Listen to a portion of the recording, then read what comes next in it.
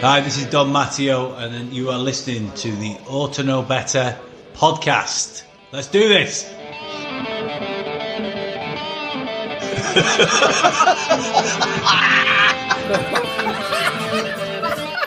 You look like fucking Brolin, you're a Leeds hating bastard. Look like some sort of fucking weird floating head. No. You tend to play it a bit, innit? I mean, I feel a bit right, dickhead. Nothing spectacular, really.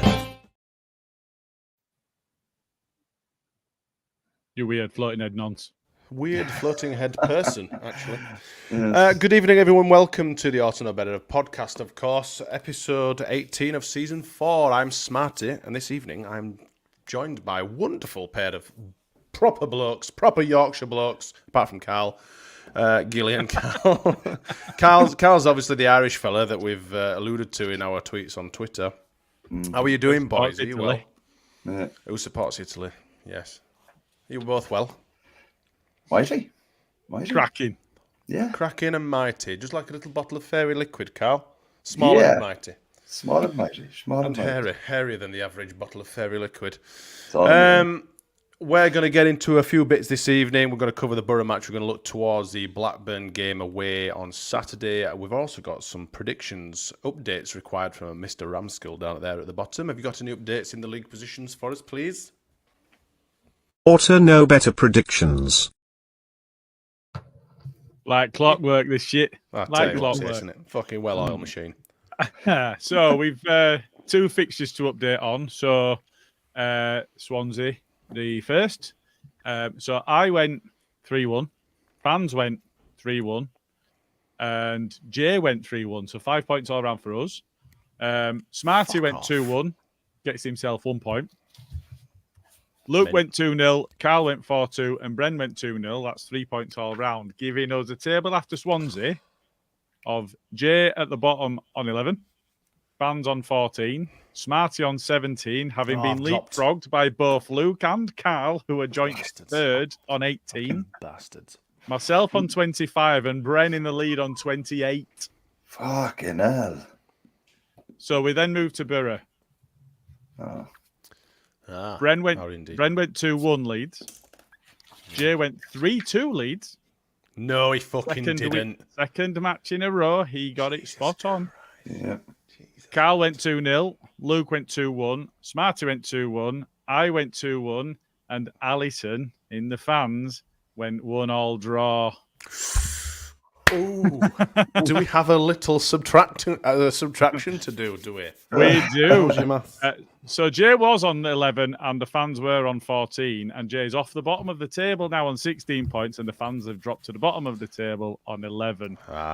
Giving us fans on 11, Jay on 16, Karl on 19, Smarty leapfrogs Karl again, moves to 20. Luke in third place on 21, I'm on 28, and Bren's on 31. That's a cracking effort, is that, chaps? It's nice one. All right. I tell you what, it's just nice to not be at the bottom of the league. You know, that's you become my home. Mid-table. Absolutely, it's just become my home of the last. Certainly last season anyway, with my predictions and the lack of, or just whatever. So yeah, it keeps. I just want to address Jay's question there. Isn't it 5 points for a Ket Scott? Yes, it is. You were on 6. You then moved to 11, and you're now on 16. There you go, Jay. Come out of nowhere there, the little shite, hasn't he? How's he got 2 bang on right? How's he got 2 bloody in a row as well? How does it even happen? I preferred him when he was a miserable bastard, you know. It should be bad. I'm going to let him. What I'll do is this week I'm going to copy whatever Jay goes with, and then he'll get nothing, and then that's just my life. Anyway, lads, let's move on to the Borough game. Karl, what are your thoughts? Did you enjoy the day? Were you a little bit scared at all towards the end when the thought, what are your thoughts, mate? How did you get on? I quite enjoyed the game for the most part, but it was funny. I turned to my mate that I go with, and I just said, like, after Wednesday, I was kind of a little bored halfway through the first half because it was there was no goals, and I was kind of like, we've had 3 goals in the space of 5 minutes, and we've got nothing now. We had nothing to build up to, and now we have nothing. at all, really. But overall, I think the game was all right. I thought we controlled it quite well when they went to 10 men. I wouldn't say it was convincing. If it was convincing, we'd have probably got another 2 or 3 goals. I was expecting a bloody rugby score after the first 5 or 6 minutes anyway, 7 or 8. Well, yeah, I Jesus guess. Christ, thought, Christ alive, what's going to happen here? It was a bit of a mad game. Like that, like people went on about Bielsa ball being a bit like basketball, which I think basketball is nearly as crazy as Bielsa ball, but in different ways. Like, Nothing's as exciting as Bielsa ball, though, is it? no, but like there's crazy similarities. Yeah. What do you reckon to the atmosphere? Because I've been quite vocal about the lack of atmosphere, should I say, over the last few games. What do you reckon to that? I thought it was a lot better than it was previous games. Definitely Wednesday night. I think the lads mentioned it on the pod yesterday as well, that it's different when it's a midweek game because people aren't on the sesh all day and there isn't that kind of vigorous kind of with the crowd. Like. Yeah. Me and Gilly were on BNC for the Swansea game, and we didn't go into too much detail, but basically said that, obviously, given the fact that it's a midweek game and stuff, we would have expected it to be maybe slightly muted or so, but not as silent or as dead, pretty much. Especially after such a good game and such a decent performance as well. I couldn't really put my thumb on it, or my finger, perhaps. Yeah, I've got a weird way of saying that now. It's like my thing, I don't know. Utensils, isn't it? Yeah, utensils. But yeah, I couldn't put my finger on it. But yeah, I think Saturday's atmosphere were much better. I mean, you're guaranteed to get a decent atmosphere with Borough fans anyway, because whatever you think of them as a fan base or whatever, they are a good crowd, aren't they? Well, they're quite loud in spots. Yeah. They are. I mean, they didn't sing an absolute chuffing sausage when they went 3-1 down. They didn't. No. You didn't hear a peep from them until they started. They got a goal back and they start again, and then you get where's your famous atmosphere and football in the library and all that sort of shit. Once we'd had enough, the usual fucking shite. But all in all, I rather enjoyed Saturday myself. Gilly, what are your thoughts, mate? Did you enjoy it? Did you have a lovely day out? Yeah, it was good. We went to a gig afterwards as well, so it was always a bit of a let's get into it. We ought to have been joined by some other members of the podcast, so Karl and I made it. But somebody else were conspicuous by their absence, weren't they, Smarty and Jay, who's in the comments? I don't know what you mean. I was taken a leave of absence. I did. I wasn't very well. I was either next day. I have a needle. To be fair, I was pretty badly. I managed to drag my ass out of bed to go to the game. I didn't have any pints. I didn't even see you guys, did I, before the game? And I just went straight home and kind of just suffered in silence a little bit on Saturday. But no, apart from that, everyone complaining about weather. I like it when it's cold. Do you know what I mean? That at all. I like it. I don't know about you guys, but there's no better for me, apart from when it's pissing it down, because that's just shit, full stop. But when it's cold and it's crisp and clear, there's no better than wrapping yourself up for get me old Leeds snood on there. Get a nice big thick jacket on. Big coat weather, big coat. And then just going and enjoying a nice game of football. And it's just great. But you see there, people shaking like shiting dogs. Fucking hell, it's freezing. Like, you're coming out, it's fucking 1 degree. And you're there in a fucking shell suit near enough. No, you know what I mean? What do you expect? Not doing a fucking marathon. So, I'll come on to the atmosphere question that you asked just now. But there was a guy up front. We were in North East Lower for this one. And there was a guy at the front just in a Leeds shirt, and he couldn't concentrate on anything. He would just stood there just checking. It's like checking away. What a dickhead! I don't get it. Dress appropriately, it's fine. What was Billy Connolly said? There's no such thing as bad weather, only the wrong clothes. Absolutely, no, frigging dead right. And there were a couple of lads stood with me, and I look like a fucking yeti. I mean, I'm kind of a big lad anyway, but I was like a fucking Chester wardrobe stood there with my coat on and stuff like that. All right, why do they not that fucking big? No, I didn't mean like that. I mean, the coat smells big. It's fucking right. It smells big. Don't get used. Anyway, so I was stood with a couple of lads who literally just had a little jackets on like that. But I make an absolute, I make a beeline for them, and I go, fucking hell, I'm grabbing a bit, lads. It's fucking warm, innit? How are you doing over there? Fucking, both shaking. They've got numb fingers. Fucking frostbite. Oh, fucking cold here, dickheads. Anyway, Gilly, what do you think of the game? I was in North East Lower, and although when I've been saying actually the atmosphere is not as good as I would have hoped, or it has been, I was in South and I was in Cheese. In North East Lower, I think you get to hear a bit more of the noise because you're not in the noise, if that makes sense. Yes. And so, the cop's always a bit quieter. It's full of old people. If you ask Linz and Barney and Moses and the lot. And before anybody else gets offended, that's an in-joke. I'm not saying everybody in the cop's an old person. So you get the noise coming from the cop, and you also hear what's coming across from Cheese and South. And you get a bit more of a feeling of what's going on. But it did feel better.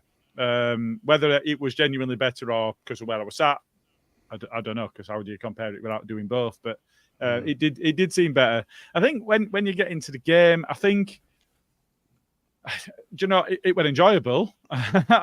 You're 7 minutes in, and there's already 2 goals on ours and one for them, and it's all kicking off. It's all going off. You think it's going to be a rugby league score. It was enjoyable. I thought. I think some of the comments I've seen afterwards, like if you listen to that scummer, that's their gaffer, thinks that they'd done more than enough to win the game. And I really didn't think that was the case. I thought they really played into our hands. I think if you consider the sides that have played a low block against us, they've just been really dour and negative. Those are the ones that we struggle against. And the ones that come and play football, well, those are the ones that we get a bit of joy against. And it felt like both Swansea and Borough tried playing football against us, and we beat them both. And I think if you look at the balance of the game, we should have won it by 3 or 4. I think it's real. I think if you look at it in context and say, right, it's 3-2 when we've hit the post, if you're a Borough fan or their gaffer or whatever, I can see that. He thought they had a strong penalty shot. We didn't think it was a penalty at all. But on balance of the game, I think they were really lucky to be anywhere close to us by then. Yeah. No, yeah, I agree. What did you guys think of the referee's performance as well, just before we just, close this Borough game out? Yeah. I'm hearing more often than not, that the referee didn't necessarily have a decent enough game. I think to be honest, he seemed he was shit for both. Yeah, I think he was shit for both, but I think he was a little bit poor. But from maybe it's a biased point of view, I don't know. But he seemed to let them get away with a little bit more than us. It's like Rutter's yellow card. Rutter's booking really pissed me That off. was a fucking joke. That really I couldn't. I was like, what is going on there? Like, what have you seen that we haven't? But yeah, I thought generally. I think what he saw there is about a minute or two before that, Rutter had a challenge put in on him. Guy won the ball, but it were a bit industrial. Yes. And he's jumped straight back up, and he's right. Ooh, with that, and he's over to him. Rutter's not going to go slot anybody. He'd get his ass kicked. No. But he bounced back up, and he were aggressive and in somebody's face. And then a minute or two later, he's put in a big challenge himself. I think that if the ref books a couple of those tackles just in the lead up to that, in the 10 minutes prior, that should have been yellow cards if Rutter's was, I'll be a lot less pissed off. But Rutter got booked basically for the ref noticing that he'd got up aggressively 2 minutes before, and I think that's a load of shit. And I think that's really poor refereeing. I think what all we're looking for is consistency, and that's what he was lacking. It's go on, mate. Sorry, just to say that he was a Premier League referee and put in a performance like that. It kind of it makes you think. Like Jay Michaels makes a great point here. Said ref looked out of his depth. Like, I don't know if he looked out of his depth or is he just incompetent? Like, or is it just that they rely on the technical area, the VAR officials and stuff, and people just speaking in his ear constantly? Do you think is that making them? Did they rely on it too much? Sorry. Do you think is it making them more incompetent? Who knows? Jay's got a point in the comments as well. He said this recently. We keep getting awful refs. They're not biased. They're just shit. Apparently, the Swansea ref got put on Alfreton Town for his next game. I've never even heard of that team before in my life, I'll be honest with you. with hindsight, I mean, it's easy for us to complain and given that we didn't think that we maybe got as much as we should have done, and they got away with this that, and the other, but we did get one of their, well, I say we, they themselves got one of their players sent off, and rightfully so, and we also got a penalty, etc. But I think on the whole, and I think I'm guessing that we're all agreeing that the refs, and we go on about this, and we did it even when we were in the Premier League, but they're all substandard. They're just not very, very good. And the refs in the Premier League rely too much on VAR and just need their asses wiping. And that's too influential on most of their decisions. They seem to get everything wrong. As soon as VAR is involved, it's an absolute blessing to not have to it just ruins the match-going experience, doesn't it? Let's be honest. But it's just such a nice thing to not have to rely on anyone deciding whatever they will, basically anything in the fucking VAR room, because they just ruin it all. So I'm so glad that we don't have that. Yeah. But yeah, the referees are just substandard, and it's just becoming the norm, unfortunately. It is strange to me that we're in a situation where the richest league in the world, in the Premier League, and then probably, I mean, certainly the best second division anywhere in the world is the Championship. I don't think there's any second division anywhere that can rival it, but it's probably one of the top 10 leagues in the world, just on its own. I was just about to say that, but sorry, Russ Vernon's just said Alfreton Town are playing against Walsall at FA Cup. Yeah, they're in second round, and it's 0-0 after 40 minutes. Good. Yeah, but it's one of them where there's that much money in the game. How have they not attracted the talent across the world to come and referee? Why don't we have the best referees in the world? And I know we've banged on about it. How many times have we talked about saving football when we talk about, right, okay, well, we bring in top class referees from Italy and France and Spain, and we send ours the other way so that you're not getting any of that conscious or unconscious bias towards their team and whatever else. But why are we not just bringing in the top talent across the world if we've got all the money? It's something really I've never heard anyone say before, to be fair. And you've got a very valid point. You don't see any kind of foreign referees coming and managing. No, we recruit players from all over the world. Yeah, and that's what I'm saying. Like, why don't we do it? I mean, obviously they might want to promote, English, British referees or whatever, But when you look, I mean, I don't want to compare it to rugby, but when you see the referees in rugby and the referees in football, they're just completely different. Rugby referees demand respect, but they seem to make and call judgment calls and all the video refereeing and all that sort of stuff. It's crystal clear. We've said this before, and I don't really want to make this out to be VAR because we've got nothing to do with VAR. But we may do. No, we're going to suffer it again at some point. Exactly, at some point we may do next season, depending on where we finish. And what's even worse is they're talking about bringing additional elements into VAR scope instead of reducing its footprint, which is, to my mind, like the automated stuff. Well, it should be automated offside. Has worked in the Champions League, has worked in the major international tournaments, and that's been proven to work. But they're talking about corners and stuff like that falling into the scope of VAR. Wow. Well, if you imagine how much it slows it down now for goals and goal celebrations and whatever else, they're trying to maximise the amount of time the ball's in play. Well, you're going to have 15, 20 minutes worth of added on time every half if you go to a VAR check every time there's a potential corner. It's all bullshit. No, what they need to do is really reduce down serious foul play, goals, automate the offside, and that's it. Yeah. For me, Like I say, I didn't want to turn this into VAR because, like I say, it's nothing to do with us. But you just think some of the decisions that were made on field, and you can kind of reflect to seasons past where we have had to sort of deal with VAR and all that shit. But it's not something we have to worry about, unfortunately. However, the referees and being incompetent shithouses are, and that's where we kind of stem that little argument from. So I think it's just something that we're just gonna have to get deal with. And like I say, and I've said this a few times. Being in the Championship, it's like, do you know what? It's like a nice little holiday. It's like a nice little break that you don't want to leave because at some point we're going to have to be promoted again at some point, whether it's fucking another 20 years or whether it's another 2 years. Maybe it might be the end of this season. We will end up back in the Premier League and we will end up back with that shit. But I think we should just enjoy the shit decisions at this point. I think that's where we're kind of going with it. At this point, absolutely. It's more enjoyable knowing that you can celebrate or get pissed off without going, no, hang on a minute, I've got to wait for some fucking 200 miles down the road to make a decision as to whether this stands or not. That's Yeah. not involved in the game at all, and it's just got massive amounts of control that somebody else has decided they need. It don't work. It just don't work.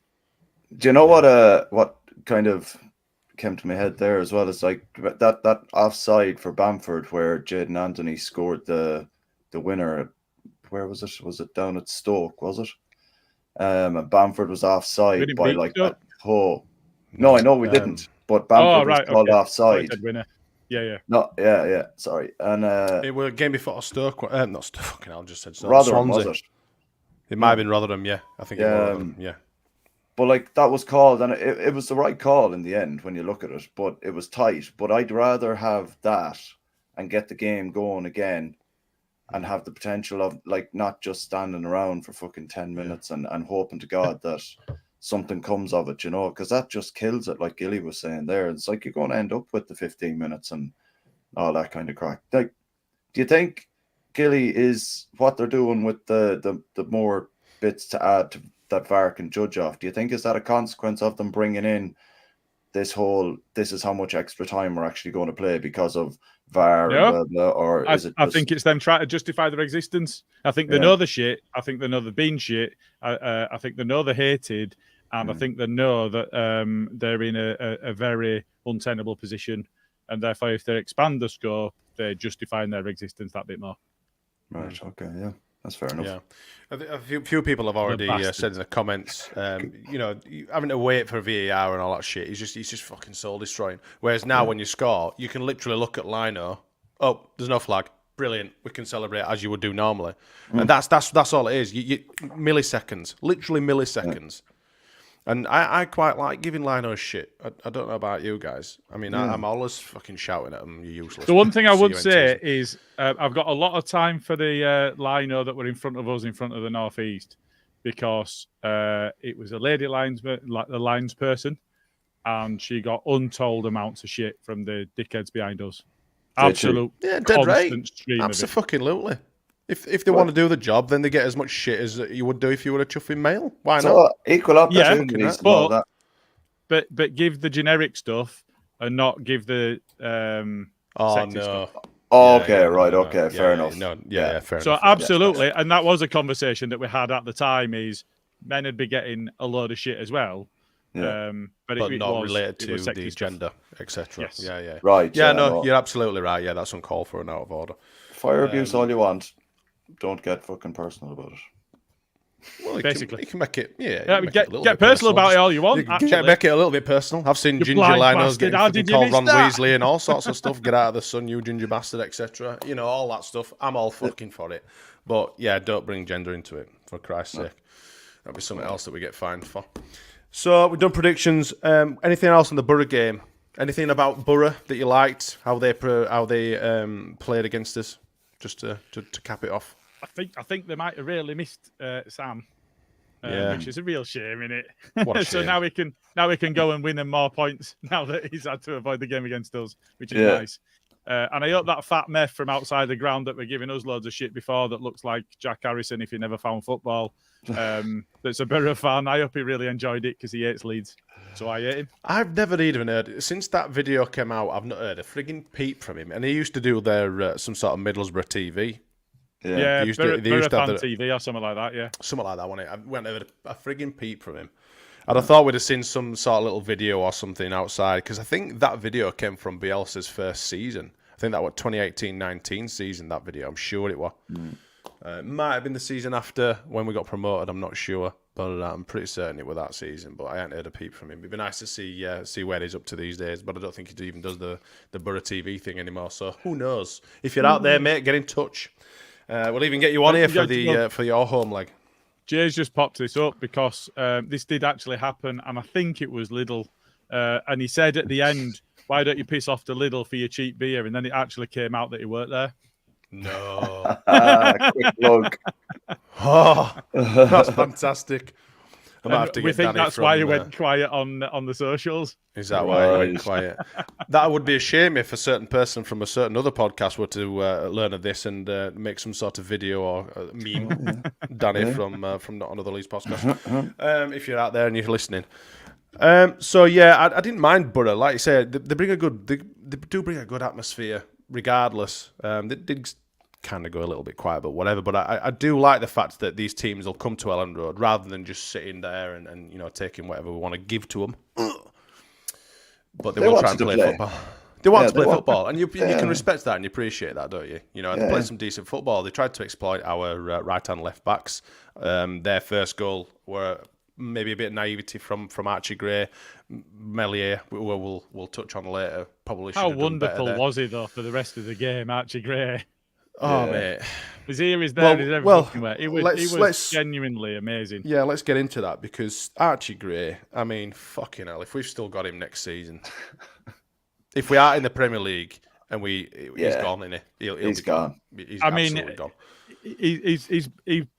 He's so good. There were so many times you think, fucking hell, he's under pressure here. And then all of a sudden he's done that thing where he's turned around and all of a sudden he's got 10 yards of space. Like, how on earth has he done that? And he were getting forward. He were putting in dangerous crosses. He were taking the piss as we chanted.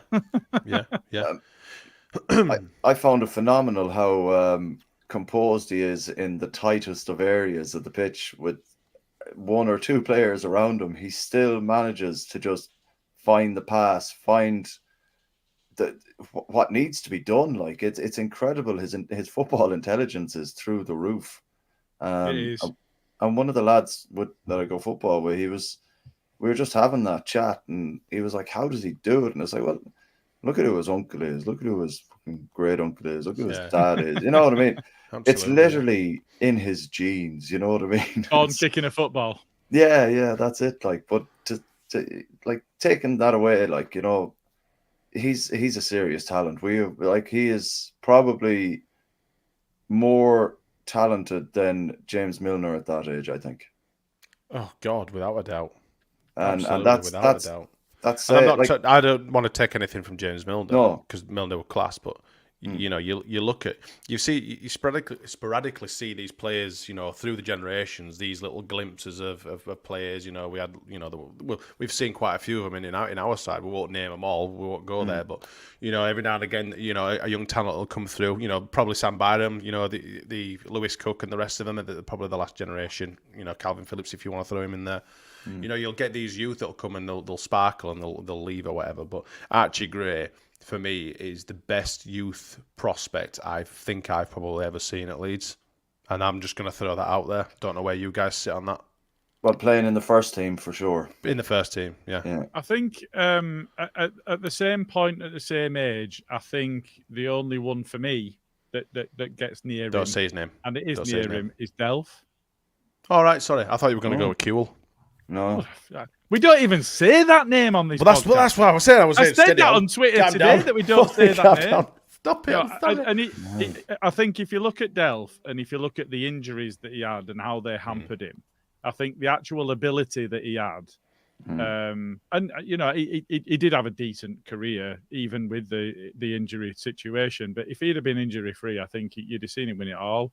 You have seen Milner win it all, but Milner's won it all, I think, based on just the sheer work he got through. Yeah. He was a talented player because you don't get to that level without being a talented player.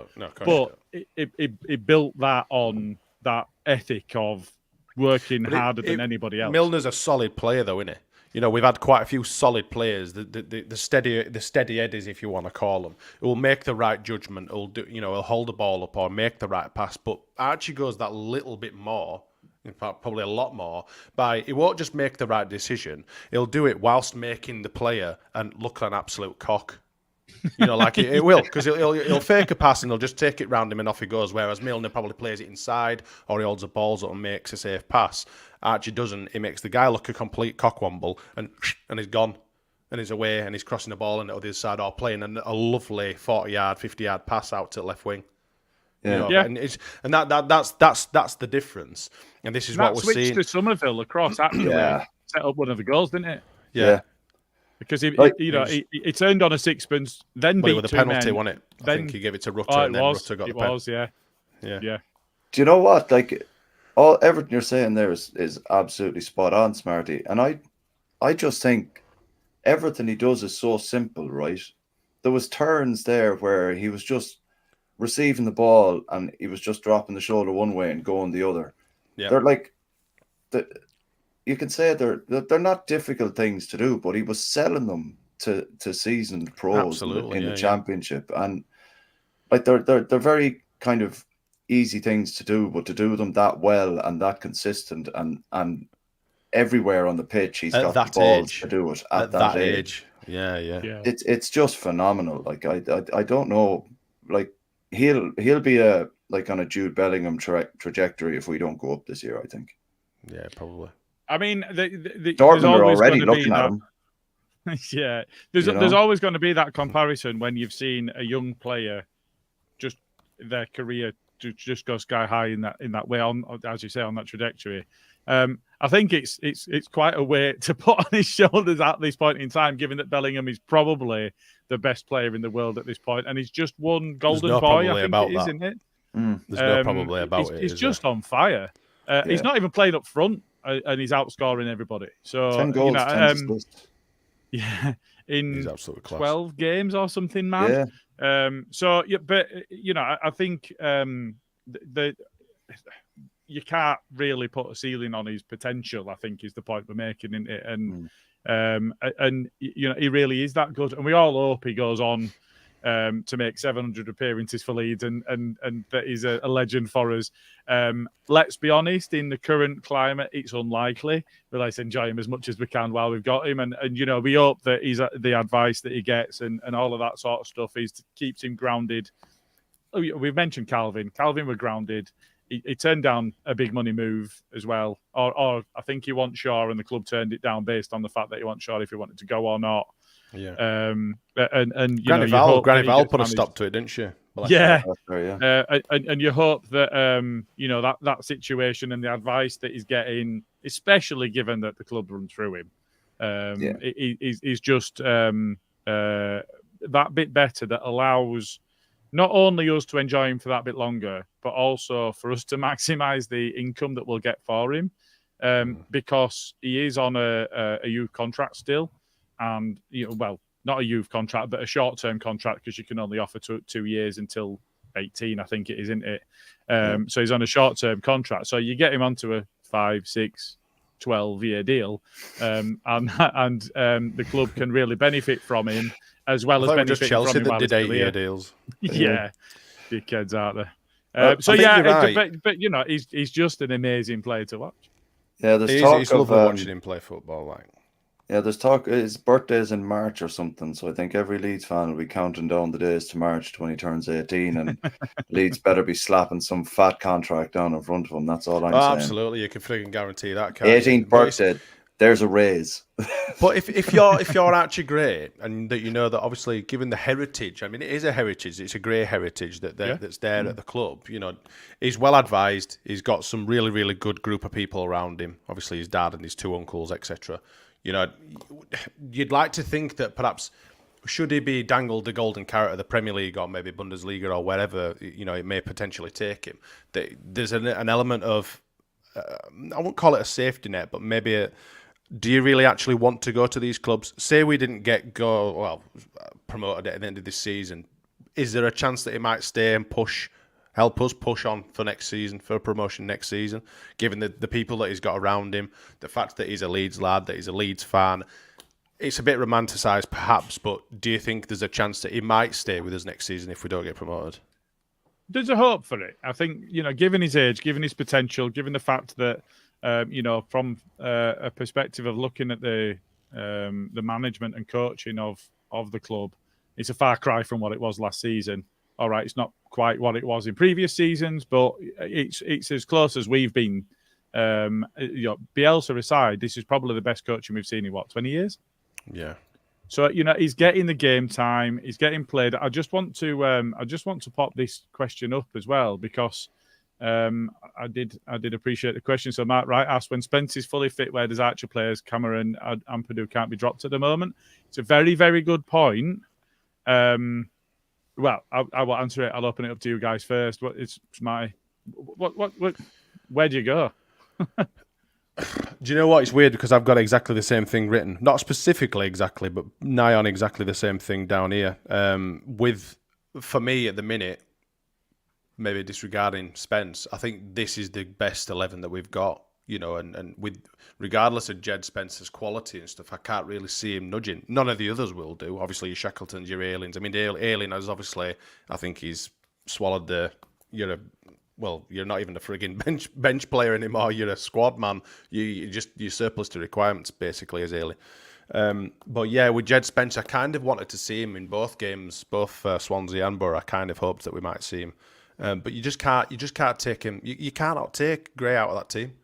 You can't. And if he's a midfielder playing in a right back position, but he's playing so well, you're gonna struggle to get any sort of excuse to pull him out. Maybe to save him a little bit. I don't know. We might rest him a little bit over the winter when obviously the games are coming thick and fast through December. But as far as I'm concerned, Spence is just gonna have to wait his turn.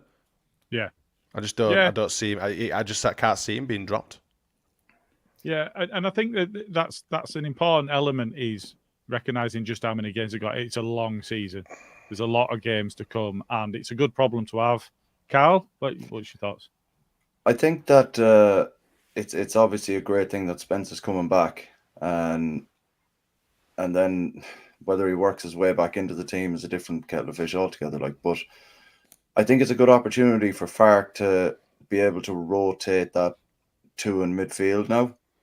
When Spence does eventually come back in, like Kamara's 28, I'm not going to go down the road of he's over the hill now. He's over the hill, lads. You know what I mean? He's got a year before he's over the hill, hasn't he? Yeah, 29 when you brought him off. Yeah. Zimmer frame for his 30th. But like you just said there, it is a long, grueling championship season, and I think if Spence is fit, I think the most important part of the season for me would be the Christmas period now at the moment and towards the end of the season. And that's where we need to start rotating. And I think it's a good opportunity to A, give Archie a rest as well, and B, give the two lads that bit of kind of, competition in midfield. Don't let them get comfortable. Look, Archie's back there now. I could rotate you anytime I want. And, you could come out of the team because he's just at the same level as he in that position. So I think it offers a lot of opportunities to give Gray the rest and to rotate the two in midfield. How do you bring Spence back into the team? I think the Christmas period will start to see him introduced maybe 15, 20 minutes to go. And I don't think it'll be Gray that'll come off. I think it might be maybe one of the two of Ampadu or Kamara that might come off, and Gray will be pushed into midfield to give us that bit more pace and impetus going forward, I think. There's obviously we'll probably touch on the FA Cup draw that we know that we're facing.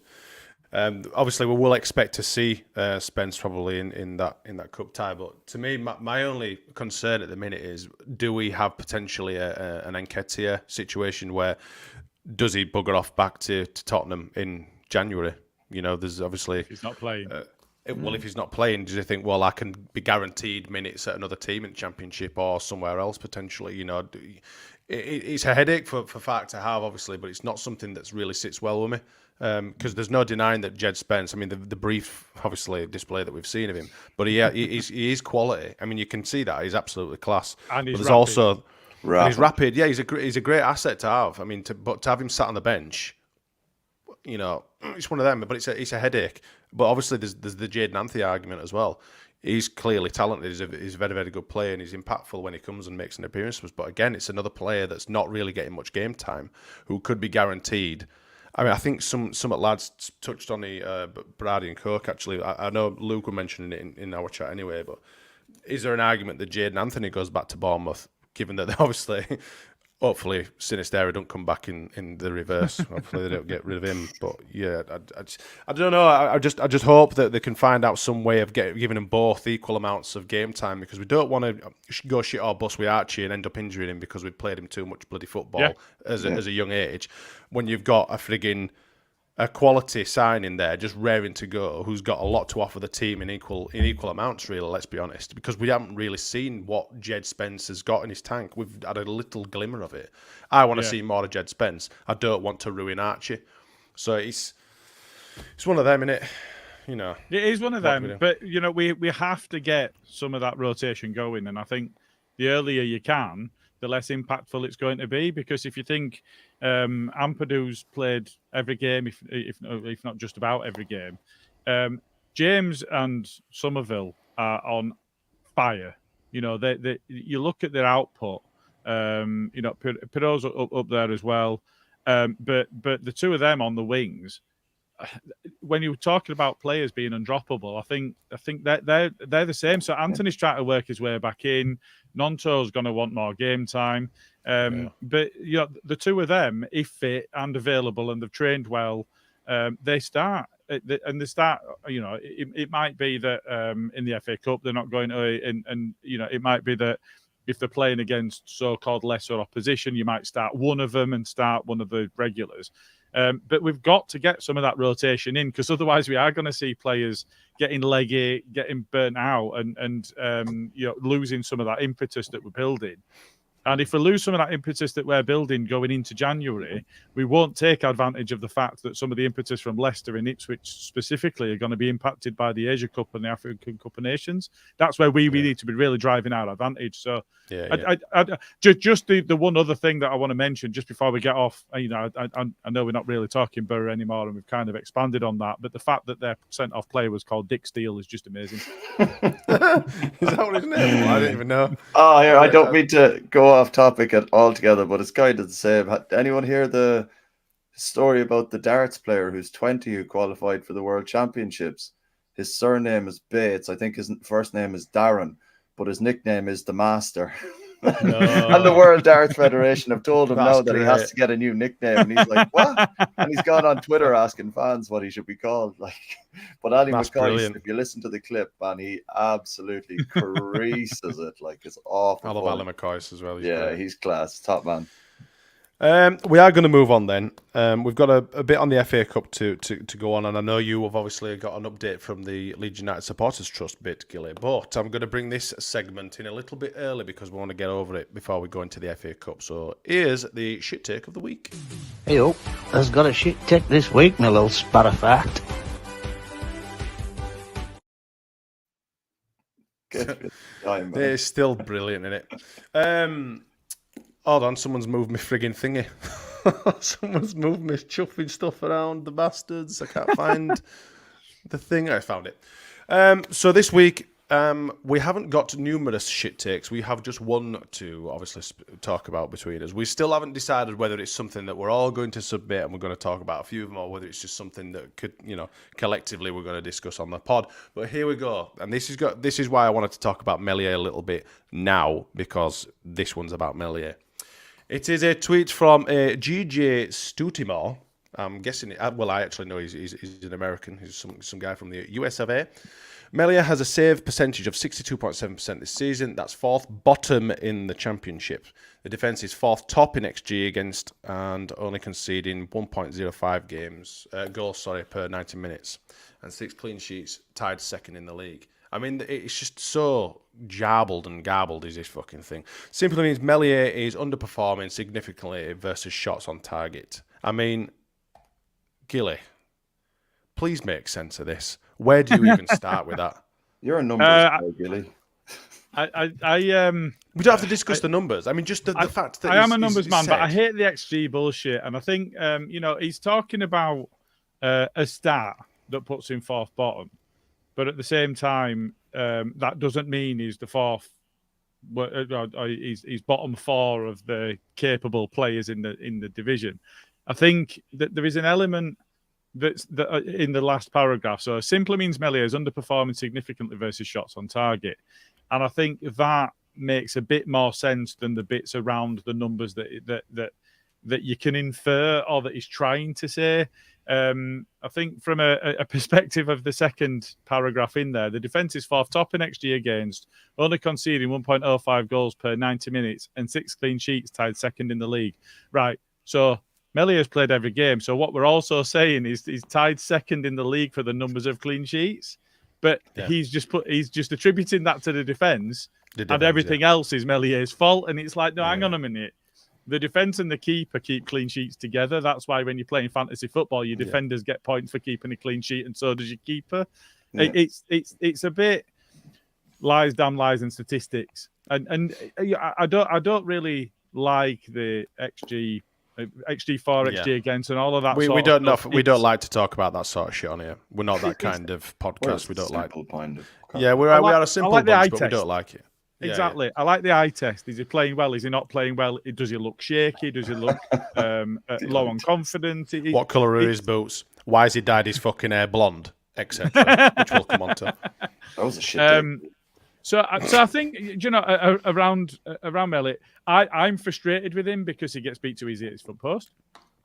I think there's an element that says he should be in a position where he's catching more. We had a bit of a conversation earlier in our pod chat, and Luke was saying he's got an inclination that maybe Meslier has been asked to punch more than catch because he made some mistakes last season when he were catching the ball. Yeah. I'd like him to catch more because it puts us under pressure if he doesn't, and it relieves some of the pressure when he does. But I think there's a lot can be inferred from stats, and you can really infer whatever you want to infer, and your agenda comes into it then. So absolutely, and like I say, if it fits whatever narrative you're trying to drive at that moment in time, we can make anyone look absolutely world class or absolutely shit. When you just have to look at, take for example, when you sign a player. You don't go, I wonder if this guy's, I'm going to go and ask a few people's opinions on what it is. You go straight to YouTube and you watch the guy's best bits. Now, he's not going to show you, this is both my best and worst bits. Here's me making an absolute world-class save, or here's letting one trickle past my fucking shin, You're not going to show that sort of shit. So like you said, the stats thing for me is absolute bollocks. And again, the eye testing, that's the most important part for me. Yeah, but yeah, Karl. There's an argument, and I know there's a couple in the comments saying that he gets beaten too easily at his near post. Now, I've got my own point or my own opinion on that, but what's your opinions on being beaten at his near post too easily and far too often? I don't think. Can you put a lot of them down to him, or can you put a lot of them equal amount down to the defense in front of him? You kind of like the one there at the weekend. Obviously, Archie has kind of been at one of those times where literally the only time that I can think of in the whole game where he got a little bit too ahead of himself. Well, it was early in match, wasn't it? So they're all not they're not warmed up to the game effectively yet, are they? And the same can be said for Meslier, to say that he might not be warmed up, but in relation to the XG and all that, it's like, is your man talking about like key passes? I think I mentioned it earlier in the group, or key saves. Is he lowest in the form table for key saves? Is he lowest in the form table? I think shots first, basically. Yeah, but like you can't. Shots on target. So basically, what I think if we've where got that the guy's tightest going, defense, how can he have the worst bit there? Like I think but what I think that the stats saying, or what the take, this guy's take is what he's saying is basically, if it weren't for the defense, he'd let everything in, because any shot that's on target he seems to fucking flap at or not save. I think that's where they were basically going with it. But has he never seen like shooting practice and fucking training? No, 7, 8 out of 10 of them go in when a player's kind of in a position to shoot just against the keeper. It's like I don't know, like Gilly, same thing as well. As I can't deal with that XG crap and all that. Like, it's just, if I see a player is playing crap, I'll say it. But the most I've seen of Meslier, he hasn't been playing that crap. No. You know what I mean? Like, we wouldn't. I mean, if you were to see Meslier coming out 1-on-1 with a striker, you'd probably. I mean, I'd sure to back him than go against him in that situation. Yeah, 100%. I think so.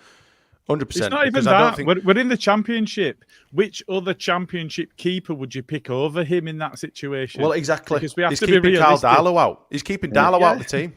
We don't thing. see what's going in, again, like you've already said, we don't see what's going on in training and what sort of effects he's having. Yeah. And obviously the contributions he makes on a daily basis to the team, etc. But what we've to remember is, this isn't like five-a-side. This isn't like a load of amateurs playing fucking football. These are good strikers. They're professional fucking athletes at the end of the day. I mean, I'm an amateur footballer.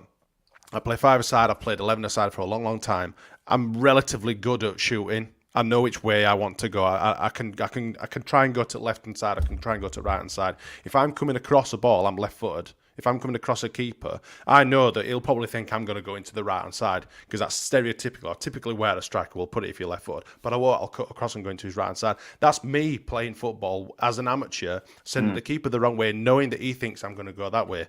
What do all these fucking professionals just fucking take the brains out and leave them at the fucking doorstep like? Yeah. They're doing the exact same thing. There's a keeper, you know, you're going to think, right, he's coming across me from my right hand side. He's probably going to blast it in my top left corner. So that's probably where he's inclined. You're thinking he might want to, you know, nice little cheeky TV save, one for the highlights reels later on in life, great stuff.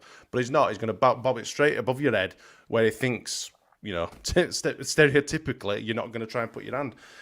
I don't know. That's just my take on it. But the whole he gets beaten at his near post, it's just fucking bullshit. At the end of the day, you don't know where he's going to fucking shoot. And they have milliseconds to fucking react to it. Yeah. So the whole, the near post thing, that narrative for me is bollocks. Well, like I say, that's my opinion. By all means, you know, give me yours. But at the end of the day, a shot's a shot. And if you save it, you save it. If you don't, you fucking don't. If you're coming across... if you talk to any of those keeper coaches that are coaching those professionals, what they'll say is you cover your front post. And if they put it in far post, fair play to you. It's more difficult to get it on target with the right power and the right accuracy going across the keeper. And that's why they say you should go across your keeper, because your keeper's not banking on it going there because they're covering the front post. I agree. I agree, but like I'm trying to sit on. I'm not sitting on the knife edge or the fence. I'm just trying to take a different perspective from things. Don't sit on the knife edge. Ooh, that might be a bit sour. No, we don't want that, do we? No. You really, like, I don't know, we should get a t-shirt with all these things that Smarty's saying arseways and just put on a t-shirt. Like, that could be our first merch drop. You put your thumb on it when you sat on a knife edge. Yeah. Yeah. The utensil. I've got quite a few little things going on. I really I don't have to come out with some shit. But you know what I mean. You know what I mean, though, don't you? I mean, we to comment. Yeah, you're probably right. There are a lot more professionals saying that you shouldn't be beaten at you. The game's evolving. The strikers are cleverer. You know, you're looking at Shearer, Matt Letitia, Viduka. They were all absolutely world class players, but if you put them toe to toe with a lot of modern day strikers, they wouldn't get a frigging sniff, would they? Let's be honest. That's how far the game's evolved. Strikers are a lot cleverer than they were, and they can do more bloody outrageous things. I mean, that were a well taken goal. I can't remember what his name was. Was that the Steel guy? It was Latte. Something, wasn't it? Latte. Latte Lath or something like that. He was called. Really? Yeah. Fucking hell. Some weird names going off. But yeah, it was a well taken goal. I mean, at the end of the day, he's blasted it inside box. So he did get both. Yeah. Oh, did he? Yeah. Shit house. Yeah. But proper shit house. But there you go. Anything else to add on the whole Meslier thing? Well, Bremner's ghost says, imagine how many red Shearer would get for elbows with VAR. Lol. I'm sorry. Oh, yeah. Harry Kane got away with genuinely putting opposition defenders at actual risk of serious harm every time he backed under them and dropped them on the shoulders and dropped them on the back every single week, and he got away with it every week. So I think Shearer would probably get away with it just as much. Yeah. Yeah. Yeah, there's a lot of naughty stuff that goes on. There were an interesting clip with Joey Barton. I saw. I couldn't remember if I shared it. Which accent did he have at this point? It was a Scouse accent. It was full-blown Scouse. No, he wasn't doing a French accent. It was full-blown Scouse. And he was talking about some of the antics and things that he used to get up to, and it's well worth a listen. I can't remember which podcast it's from because we're fucking useless, obviously. We're not going to give you that information. But it was good. But he said that there was stuff that you... Ooh. Kids have something on the download there in Smarty's house on the Xbox. That's not me this time, is it? Get not in. Too, Gilly, no. I've still got you, Karl. Yeah, man. That's what you get for bringing out the good laptop. Oh, he's really gone, hasn't he? He has. Yeah, get a screenshot of that. I've got no idea what he was about to say about Joey Barton either. No idea whatsoever. Oh, you were... Oh, man, right. You nearly went there now as well. Me? Oh shit! I thought you'd gone there. You definitely stuttered a bit. Hey, Smarty. Oh, it's coming back. It's coming back. So we're doing a podcast. Hello there. My internet's just gone. "Huh." And some like you remember Paperclip you used to get on Microsoft? It's fucking internet's just gone. Your internet's fucked. So sorry about that. I don't know where I got to, but I suppose it don't really matter now.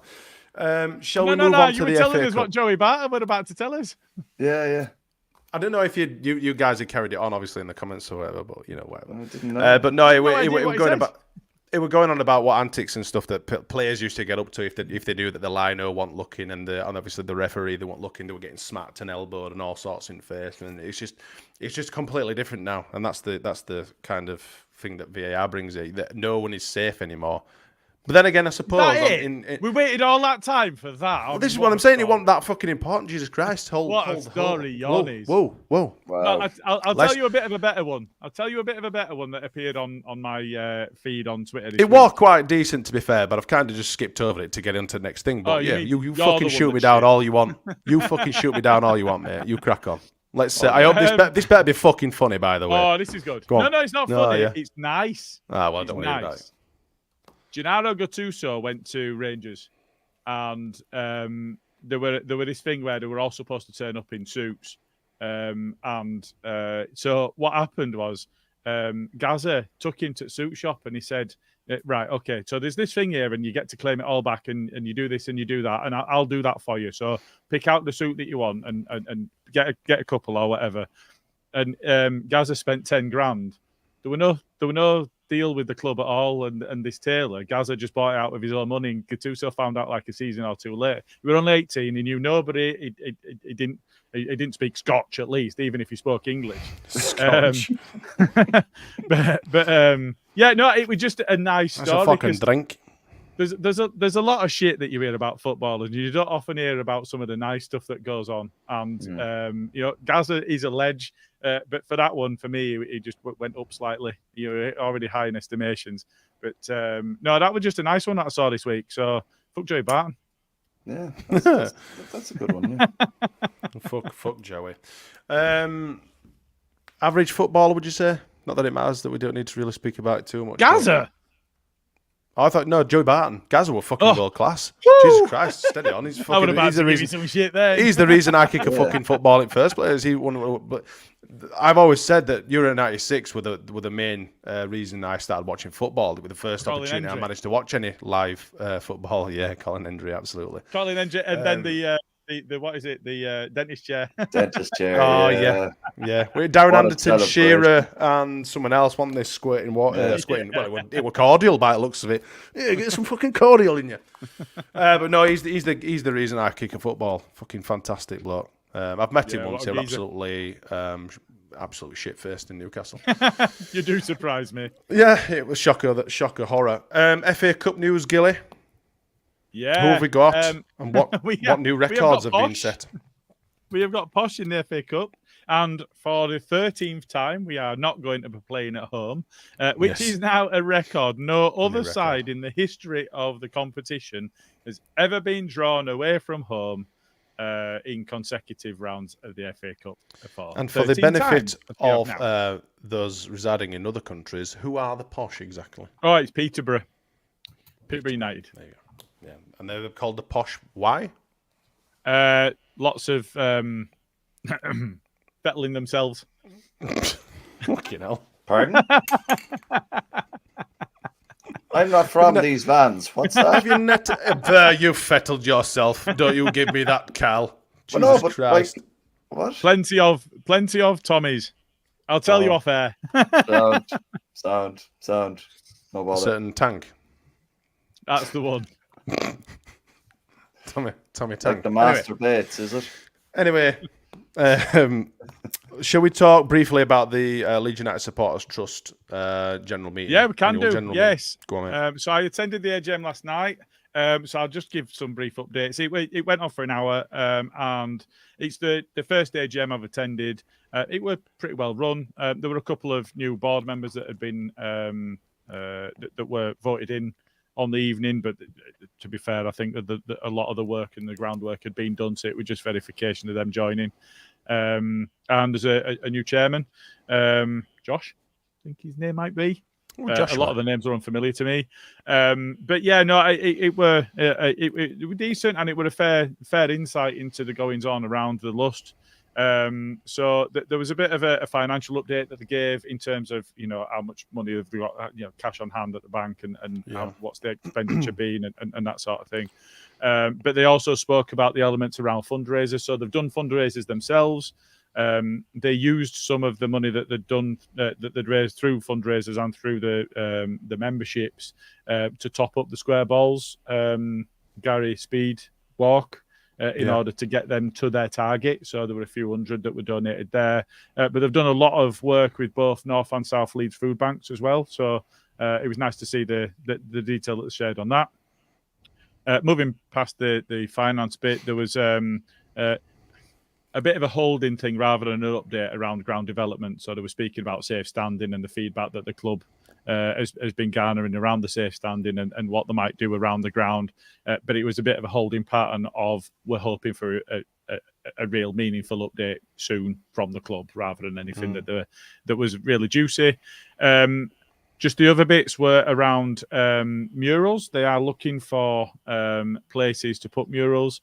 So if you know of anywhere in the surrounding areas that would be fairly easy from a planning permission perspective, so if it's a gable end of a side of a pub or something like that that's on private ground. What's the furthest mural? I said mural, Karl. What's the mural? What's the furthest mural away from the city centre? I reckon it's probably, if it counts, I reckon it's probably the Menston one, which is in the middle of a field and is Bielsa. I think that's probably the furthest, but it's just a small one. Do we know what mileage? Because I'm more than happy to let them paint something on my house, and I think we're about 7 miles away, are we? I think the only thing. So I was thinking about the house that sits between me and you, that's opposite Tesco at the top, and I was thinking about the gable end there. Do we think it'd just get egged by cheesy, jealous dog botherers? No, I wouldn't have thought so. There's not that many dog botherers around Bales, is there? They're more Murfield way. I was thinking there. Anybody that's got any ideas, especially if it's like on the side of a pub or whatever, then pass that through to Lust, or pass it to us. If you DM us, we can pass it along. There was a bit of an update on international supporters groups. So Lustgos have done plenty of work with the Lust and with the SAB, which is a supporters advisory board. So that's got fans on the board and so on. So but there's also been some great work done.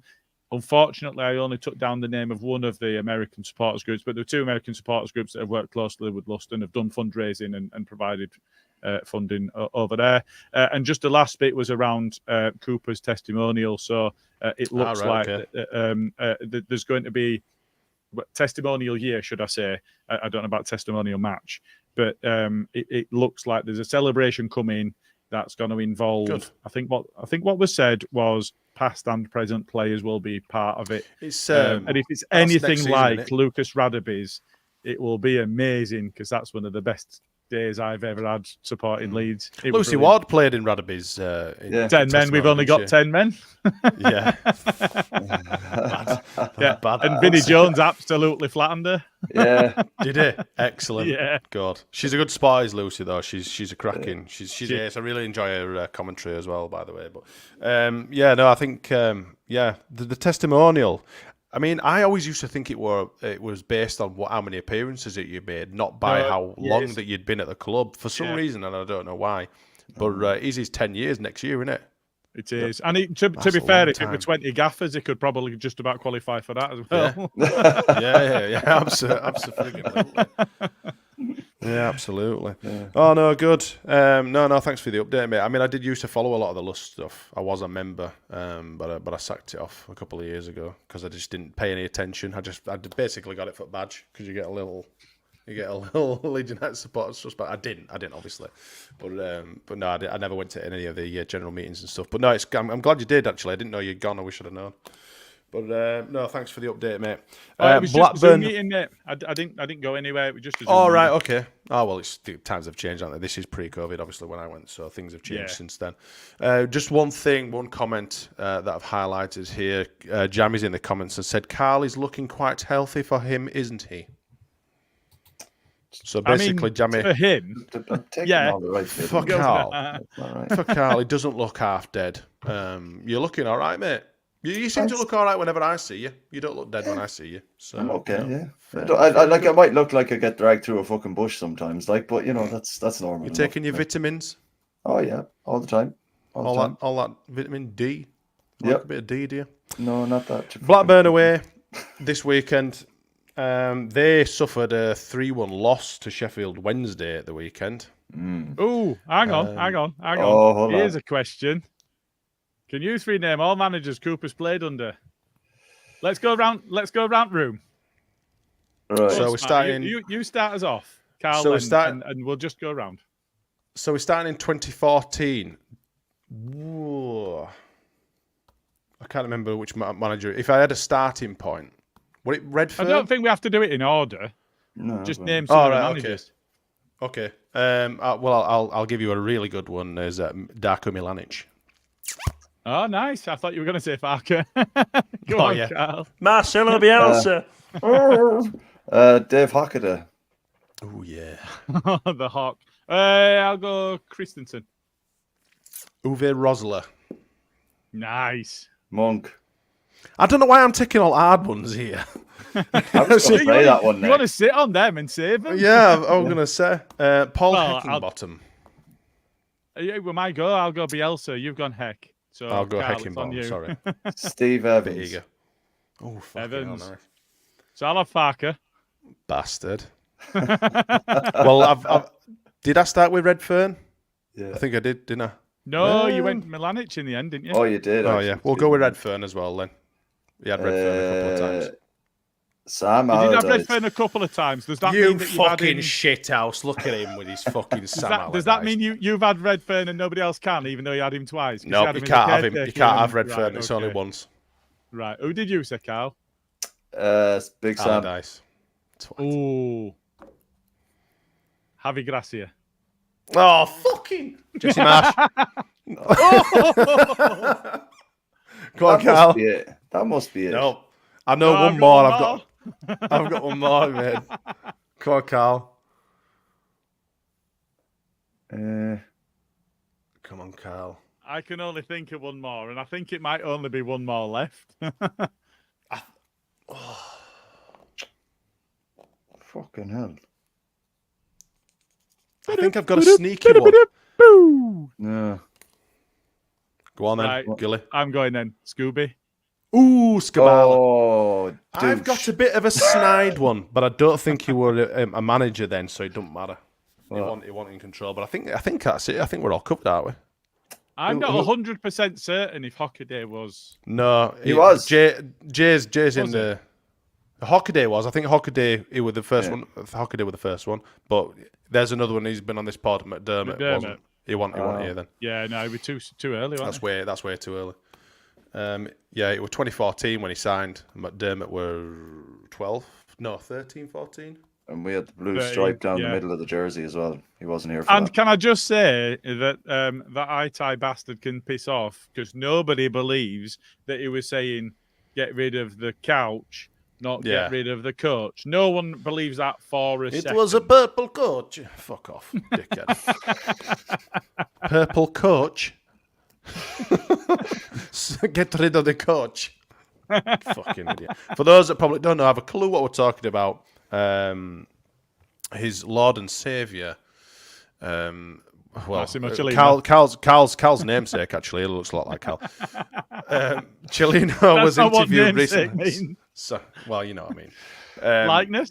Carl was given the doppelganger of Cellino. But anyway, Cellino was interviewed this week, saying that he misses Yorkshire, mixes Yorkshire pudding, misses Leeds, and he also came out with this sort of revelation that he never said sack the coach. He said that he'd seen a purple couch somewhere in the stadium, and he told him to get rid of the couch. and so they sacked Brian McDermott, which, like Gilly says, no one fucking in a million years believes Absolute that amount of bullshit. And then we Behave chased yourself. him round in a taxi for hours to the extent where the taxi company had to say, "Can you let our driver out because he needs to get home for his tea?" Biggest load of old bollocks. Anyway, it's just never ending at this club, isn't it? Yeah, so Jay's just popped up and said McDermott was 13-14. I think he was. Yeah, but it was summer of 14. He was definitely appointed on my birthday, which is the 12th of April. I remember that one. What, McDermott? Yeah. Yeah, but appointed it was... on 12th of April, he was. That was 12-13, wasn't it? Yeah, it would have been towards the tail 12-13 end of the season. 12-13 season. Because he took over fucking Colin, didn't he? Yes. So no, anyway. He took over from Redfern, who was caretaker. Oh, right, yeah, of course, yeah, sorry. But, yeah, anyway. We're digressing slightly. Blackburn at the weekend then. How do we think it's going to go down? Are you looking forward to it? Have either of you going, Karl? No. Not bothering? Not going. No, I'm not going. I'll watch it on the radio. You watch it on the radio? Watch it on the radio. That international radio setup stuff that we've the got. video wireless. The video wireless, yes, it's a common one. Yeah, no, I'll be watching it not on the radio because it's available because it's the early kickoff, isn't it? Oh, is it? So yeah, I'll be watching that. I know that there's a few friends of ours that are going over because we are at the Leeds United Christmas Bash on the evening. Some of us are. Yeah. But no, it'll. I think that'll be a good game. And I think if you consider what Blackburn did at the weekend, I am fair. By which I mean they got absolutely slaughtered by Chef Wednesday. I'm going into this one confident. I know it wasn't at home, but still, Chef Wednesday are absolutely terrible. Dog shit. And therefore, I am thinking that this one might be a fair one for us to go into. You know, we're carrying good momentum. Swansea and Borough are decent sides. I think the league table lies when you look at Swanssia. And I know that was a bit of a comment when Buddy were there, but we said that I think they're better Brad than Co, their didn't league we? position. We said that Brad and Co, didn't we, when we thought that this Oh no! No, it'll be the third kit, Gilly. Yeah, but they're both shit. It's been 8 million days since we've won in anything but a white kit. We've got to break the curse at some point, haven't we? Yeah. When we get rid of the shit away kits. Man, I like the actual away kits. Absolutely shite. It's an hell of a point, like. It's an hell of a point. Acid FC have owned up to creating them kits, and I think that's a really bold move on their part because they're both absolutely shite. I quite like diabolical. I can't speak. And do you know what, Karl? That makes you part of the problem and not part of the solution. Okay. Oh, we've gone straight into Auto Bitter, haven't we? Yeah. Well, I don't think we need to now. I think you've said it. But I don't agree with the whole blue shirt. I know we're digressing yet again for a change, but I do really like the blue shirt. Why can't we win in it then? The fruit salad fucking thing. No. It's one of them. No, I'll probably end up buying it for about 10 pence in the season. If it were any good, we'd be winning in it. Yeah, but it's fuck all to do with kits. And consider their kit. They're playing what? Blue and white halves? We're definitely in that fruit salad bullshit. Oh, yeah. Yeah, we're in fruit salad. Yeah, we are in fruit salad. We've won in that. Haven't we? No, we haven't. Yeah. We haven't won any away shirt since. Any away shirt. We've won away from home in our home shirt. Yeah, the purple one was the last one when we beat Brentford to stay in the Premier League. That was the last time I won in a proper away shirt. Lilac. Holy fucking shite. Anyway, Blackburn, Karl, are you looking forward to it? Give me your thoughts, and then we'll get a prediction from you both. I am looking forward to it. I think, like Gilly says, a lot of momentum going into this game after the last two, especially with how we played in the second half against Swansea was a bit meh. But to up the performance again against Middlesbrough, I think we haven't lost since when was the last loss? It's that long ago. I can't really remember. Stoke, yeah. So we said that twice. Sorry, yeah. Gilly was there. We've had a draw, and it's all wins really. Like I'm fairly confident going into this one. To be fair, like more so than I have been the last 2-3 games, maybe. Yeah. So yeah, are you looking forward to seeing any potential players coming into the fold, or are you going as per the weekend? I think just leave it as it is. You don't change a winning team. Don't change a winning team, do you? You don't change a winning team, do you now, Karl? Not at all. Like, absolutely not. And maybe try and get Spence in at some point if we're comfortable. Maybe around the 60th minute mark or something. I would even go as far as to maybe just give him 15 minutes, see how he settles in, and go from there. Like, ease him into the games. I'm looking forward to it. I think it'll be a good game. It's against a good team as well. I like Blackburn for some reason. I don't like them. Go for a pint with Blackburn lads. But they've got good heritage and they seem a decent lot. So yeah, I am looking forward to the game. I'm looking forward to just extending this unbeaten run that we seem to be picking up now. We're hitting some good form. The team's playing very, very well. I think they're starting to gel a lot more now. And I think we'll do well. I think we need to put at some point, like you said about the whole away kit, we need to put this cursor away at some point. And why can't it be against a relatively decent side? You know, like you said, that we've lost away at some fucking shit sides. You know, really, I mean, Rotherham were absolute dog shit. But then again, we didn't exactly cover ourselves in glory. So, yeah, we've got to break it at some point. I'm hoping for a resounding win. So I will come to you, Mr. Gill, please, for a prediction. You're coming to me for a prediction or the prediction? I want your prediction, please, for the game. Auto know better predictions. I'm still playing that. Yeah. No, fair enough. No, fair enough. Cat's bait. I've been fairly solid with this one, and I'm sticking with it. I'm going to go 3-1 Leeds. I think it'll be unlikely we'll stop Smarty from scoring. I think he now has something mad, like 14 in 19 this season. And really? He scored at the weekend against Sheff Wednesday, but Sheff Wednesday were too good for him, which is absolutely crazy for me to say because they are absolutely shite. But yeah, I'm sticking my neck out. We're not going to keep a clean sheet, but we are going to score some goals, and I'm going 3-1.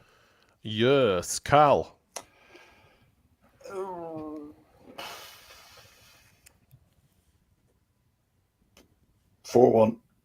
4-1 to fucking Leeds. Yeah. Jesus. Leeds, yeah. 4-1 Leeds, yes. yeah. 1-4 then. I mean, we've not won a game away, in an away shirt for fuck knows how long, and Karl's getting his balls out and they're going 4-1. You've got to respect that to a degree. Well, I'm just sick of this shit, man. Let's get it done. 4-1. Done. 4-1. Liam B was in the comments first for the fans' prediction, so I'm going to go with that, and they have gone 3-0 Leeds. Are you sure? Because I can see about 8 before him. Yeah, they go scroll before him. Yeah. Yeah. And you've picked him now. Picked him now. Fuck him. Oh no, hang on a minute. He said it twice. Yeah, about to say we're way up, right up. We'll go right up. Paul Brennan was just in front of him, but if you want to ignore him, that's on you. Sorry, Paul. I didn't see your little comment there. Sorry, apologies. Well done, Liam. I'm going to go 2-1 Leeds. Oh, you scab. I just don't. Yeah, I can't see us winning 3-0, 3-1 or 4-1. No. And Brendan Call me worked, pessimistic. so I don't know. No, that's fine. And Brendan's at top of the league, but Luke was getting a bit uppity in the chat this week about the order that we need to do it in. So I'm not going to tell Bren what everybody else has gone for while he's at work. I'm just going to message him and ask him for his prediction before he's had a chance to watch. Give me your prediction, you shithouse, and not before Thursday when you find out what the team is and all that sort of thing. Basically. Essentially, yeah. Because we cottoned onto that little tactic that he was employing straight away. He's a sneaky bastard, wasn't he? Oh, Cooper's playing. Oh, we might concede then. Can I just say I am absolutely not doing stats. This is a scurrilous accusation that I will not stand for. He's in a happy relationship. I'm not doing stats. Poor stats. He really enjoyed himself the other week when he came on. He wants to come on a little bit more. Bless him. Yeah. Bless him. He's a man that knows his shit. That's Unless you put him on the spot, actually. He's a man that knows his shit. Is that what you said? He's a man that knows his shit. His shit. His shit. Not that he is shit. Not he's shit. I don't think he's shit. I think he's a bloody lovely lad. But we once broke him on one of here and he got one of the questions wrong. And we're like, fucking hell, what do we bring you on here for if you're going to be wrong, you dickhead? He didn't know where to look. I think we were, what were that, Lehigh that we had in. Remember when we did a live with him, Eric Lehigh, we had him on. And I think one of the actual stats was wrong. Can't speak. Fucking sacked. Get off. I think I were on that one, actually. I'd forgotten that. There were a few of us on there. Do we have any other business? You've obviously had your little rant about things because that's what you like to do. Anything else to add to your bitterness? No. I'm fairly okay with the way that things are going. It's one of them where. Do you want to say anything about Patrick Bamford's new hair? Do you know, if it takes the attention off his playing, I'm all for it. Everybody enjoyed him coming on the pitch at the weekend, and I think that's the first time that's happened for a while. So, couple of chances for him when the penalty was given as well. I thought that was a bit hard, but I still chanted. Did you hear what the Borough fans were singing at him? No. Did you not hear what they were singing at him? No. They were singing he's just a young Jimmy Savile. Oh yeah. Oh. Which I thought were absolutely touching cloth. That. Well done. Oh yeah. Oh well, fair play. You can't really knock them. Whatever. No. Shithouse bastards. But no. The one thing I would say is that Bryn, who is a friend of the pod, he's a really, really big fan of Pat Bamford. Loves him. Thinks he's the best thing since sliced bread. Oh, Bryn Johnson. Tell you what, he'll be apoplectic with rage now. Bryn Johnson. Johnson. He's got all of his shirts. He's got number 9 Bamford on back of them. Yeah. Oh yeah. I know the guy. Yeah, I know the lad. Yeah, he's a top lad. He'll be delightful. Last seen going into one of the nearest barbers in Pontefract asking for his hair bleaching. So I heard. Anyway. Yeah. Make me look like this legend here.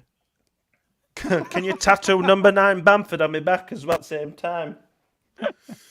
Dying on God. Andy's Man Club. Andy's Man Club Leeds. The events this month are the Sunday the 10th is the Barber Club at W2 Barbers on Easterley Road. Come and get your hair trimmed or bleached if you like. I don't know. They'll probably do it. Any proceeds and everything goes to Andy's Man Club, so get yourself down there for a chat and a wax and a whatever you want. I'm sure they'll do it. Friday the 22nd, Pool and Snooker Night at Northern Snooker Centre at Kirkstall Road. If you fancy going and thinking you're a bit of a snooker legend or a pool legend, get yourself down there and go and meet some new chums. Gilly likes to play with balls as well, so you might even see him in there, who knows. Sunday the 31st of... is it New Year's Eve? Oh, we've got a little New Year's Eve session on. It's a walk and talk at Temple Museum alongside Women's Wellbeing Network, Leeds Dads and Mental Health Mates Leeds meeting at the Temple Museum Cafe. All right, very good. That sounds like a good bunch. So that's 4 different charities. So the Women's Network one is basically a mirror image of what Andy's Man Club have been doing. Yeah. Oh, very good. That seems like a good, a nice little trip out. Actually, I might see if I can make one in. Anyway, chaps, if we don't have anything else, I'm going to shut this off. Anyone get anything else? Thank you, everyone. I'm off for my curry. I'm starving. Yeah, you got your curry. Get it finished. He's got his curry. Coming on. Thank you, everyone else, for obviously contributing in the comments. Everyone for like I say, interacting. Thank you too for being on with me this evening, and hopefully we'll be back on Baradi and Cook with another win in our shit away shirt. But we'll have to see what we. Thank you again. We'll see you next time. Thanks for joining us. See ya.